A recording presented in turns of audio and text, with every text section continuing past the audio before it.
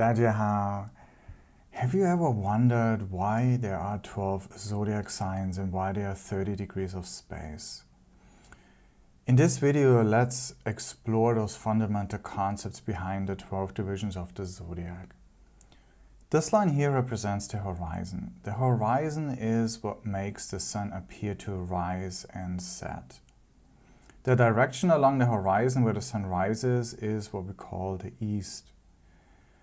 After the sun rises, it climbs into the sky until it reaches the next waypoint, midday, which is its highest point. Then as the earth continues to spin, the horizon continues to move, and so the sun appears to descend to touch the horizon again and set. And the direction is what we call there west.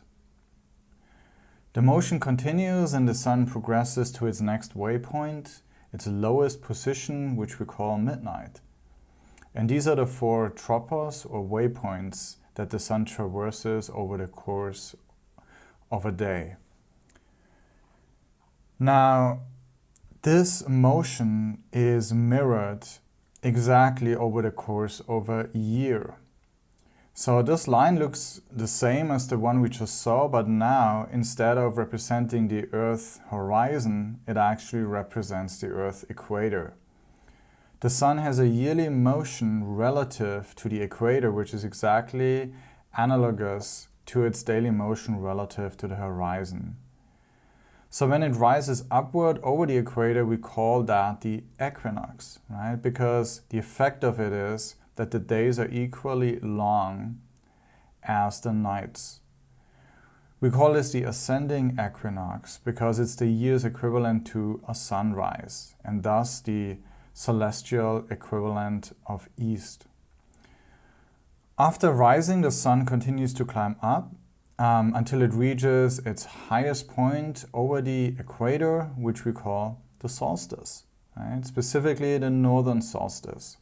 Then as the Earth continues to revolve around the sun, the equator keeps changing its orientation to the sun, and thus the sun appears to move. And now the sun descends until it touches the equator again, which is another equinox that we call it ascending equinox, right? And that is the year's equivalent to a sunset, or the celestial equivalent to west. As the motion continues, the sun's apparent progress continues until it reaches its next waypoint, another solstice, and this is the southern solstice. Right? And so these are the four tropos or waypoints that the sun traverses over the course of a year. They form a cross, and that cross is the backbone of the zodiac. The moon orbits our sky almost exactly 12 times faster than the sun, and as a result there are 12 lunar cycles in the course of one solar cycle. So as the sun moves between the ascending equinox and the solstice, the moon will make 3 lunar cycles. And that tempo will continue between each of the 4 markers. And in this way, we get 12 markers affixed to our 4 cardinal waypoints.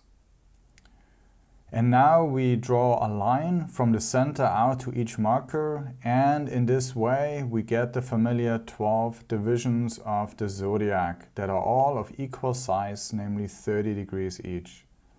Now we can see the symmetry and clarity of the zodiac's basic shape.